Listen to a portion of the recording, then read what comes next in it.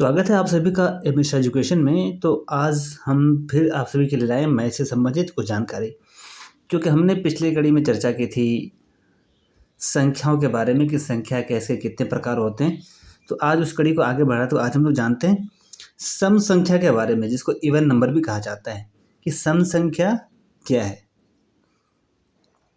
तो अब इसमें लिखा गया, जैसे कि अब देखने लिखा, जिस संख्या में 2 से भाग देने पर कुछ भी शेष ना बचता हो वह संख्या सम संख्या होती है। यानी कि जो भी संख्या हो, आप जब उसको 2 से विभाजित करेंगे तो शेषफल कुछ नहीं आएगा, यानी कि पूरे के पूरे वो कट जाता है। तो ऐसी स्थिति में वो संख्याएं सम होती है। उदाहरण के लिए आप समझ सकते हैं कि जैसे आप लीजिए कि कोई संख्या, जैसे मान लो 4, आप यदि इसे 2 से विभाजित करेंगे तो 2 बार में ये कट जाता है पूरी तरह से, यानी कि अब शेषफल यहाँ कुछ नहीं बचा। आप देख रहे हैं कुछ भी शेषफल नहीं है, यानी कि 4 क्या है, सम संख्या, यानी कि 4 सम संख्या है।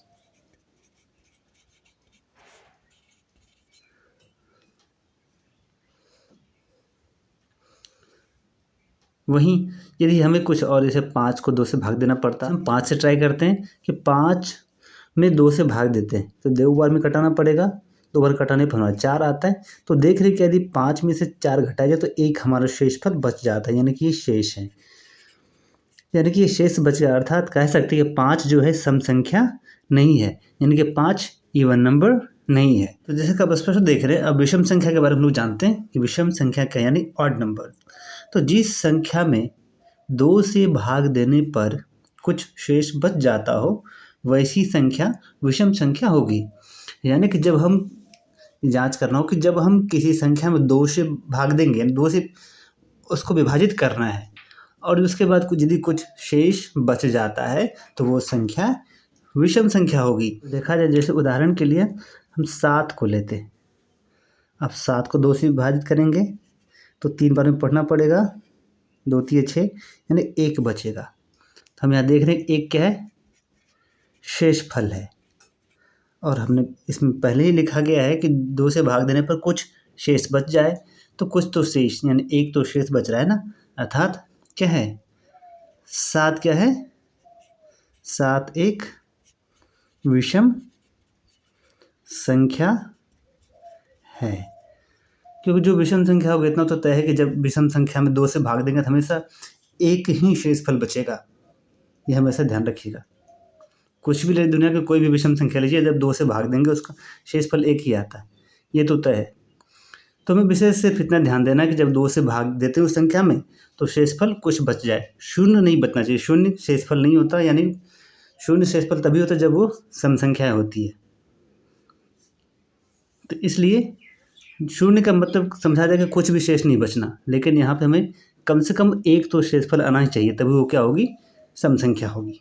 सॉरी, जब कम से कम एक भी शेषफल बच जाए तो वो विषम संख्या होगी, सम संख्या नहीं। तो सम संख्या और विषम संख्या बस इतना सा फर्क है, इतना सा अंतर है कि जहाँ सम संख्या में 2 से भाग देते हैं तो कुछ भी शेषफल नहीं बचता, लेकिन जब विषम संख्या में 2 से भाग देते हैं तो कुछ ना कुछ शेष बच जाता है, बस।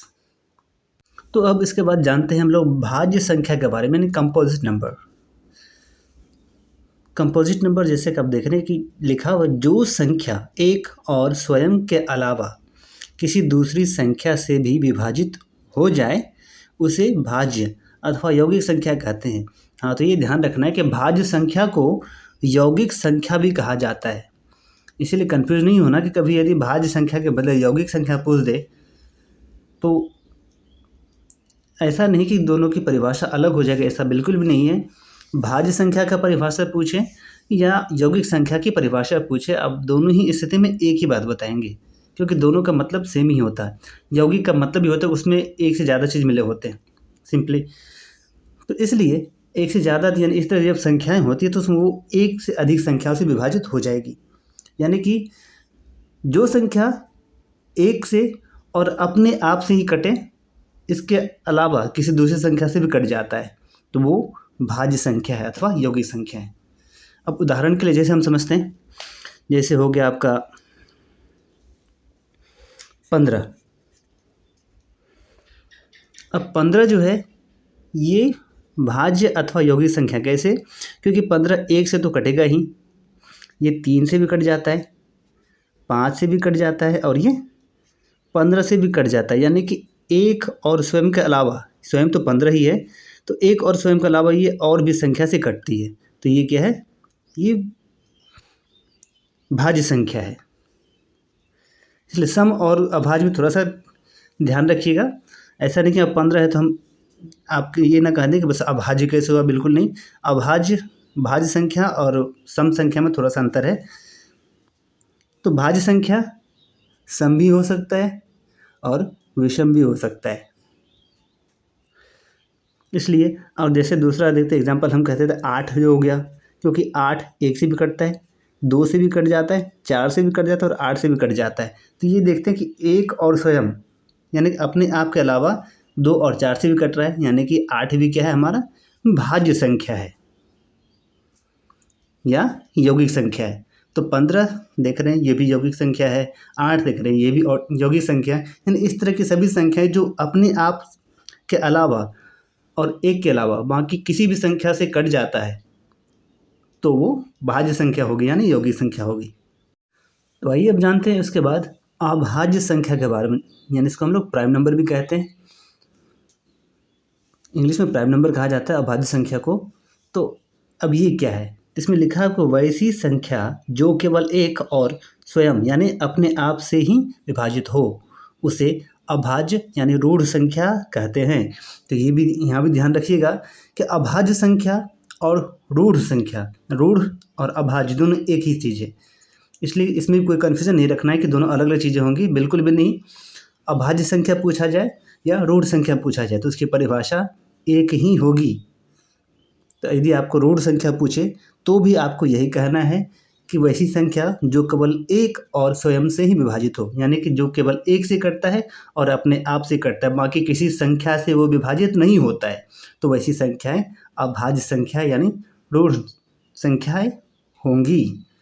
उदाहरण के लिए और जैसे देखते हैं तो इसमें सबसे समझने लायक बात है कि हम लोग देखते हैं ये दो जो है, दो ये क्या है, ये भी अभाज्य है, दो अभाज्य संख्या है, क्योंकि दो केवल ये एक से कटता है और ये दो से विभाजित होता है, यानी एक से और स्वयं दो अपने आप से कटता है, इसके अलावा ये किसी और संख्या से विभाजित नहीं हो रहा। इसका मतलब दो क्या है, एक अभाज्य संख्या है। और एक चीज़ नोट करने लायक बात है, जरा ध्यान दीजिएगा, नोट में दो सबसे छोटी अभाज्य संख्या है, यानी कि दो सबसे छोटी अभाज्य संख्या है, क्योंकि दो में केवल एक से भाग लगता है या सिर्फ दो से भाग लगता है, तो इसलिए ये सबसे छोटी अभाज्य संख्या है। यदि पूछा जाए कि सबसे छोटी अभाज्य संख्या क्या है तो उसका आंसर क्या होगा, दो। इस तरह से आप उसको उदाहरण में दिखा सकते हैं कि जैसे दो सबसे छोटी अभाज्य संख्या, इस तरह से 3 भी अभाज्य संख्या है, 5 भी अभाज्य संख्या है, 7 भी अभाज्य संख्या, फिर लेकिन 9 अभाज्य संख्या नहीं, क्योंकि 9 एक और 9 के अलावा ये 3 से भी कट जाता है, 3 से 9 विभाजित हो जाता है, इसलिए उसके बाद 11 13 इस तरह की जो संख्या जो केवल अपने आप से कट जाता है तो वो क्या है, अभाज्य संख्या यानी कि रूढ़ संख्या है, ये ध्यान रखना है। तो आज की कड़ी में इतना ही, संख्या के और प्रकार के बारे में हम अगली वीडियो में जानेंगे। तो आज अभाज्य संख्या तक सीखते, बस इसको ध्यान से सीखिए, अच्छे से सीखिए। और जाते जाते यही कहूँगा कि यदि आप यह वीडियो हमारे फेसबुक पेज ए मिश्रा एजुकेशन पर देख रहे हैं तो इसे फॉलो करें और शेयर करें और लाइक करें। और यदि आप ये वीडियो हमारे यूट्यूब चैनल ए मिश्रा एजुकेशन पर देख रहे हैं तो इस चैनल को सब्सक्राइब करें और शेयर करें, ताकि आपके माध्यम से जहाँ तक हो सके सभी लोग सीख सकें।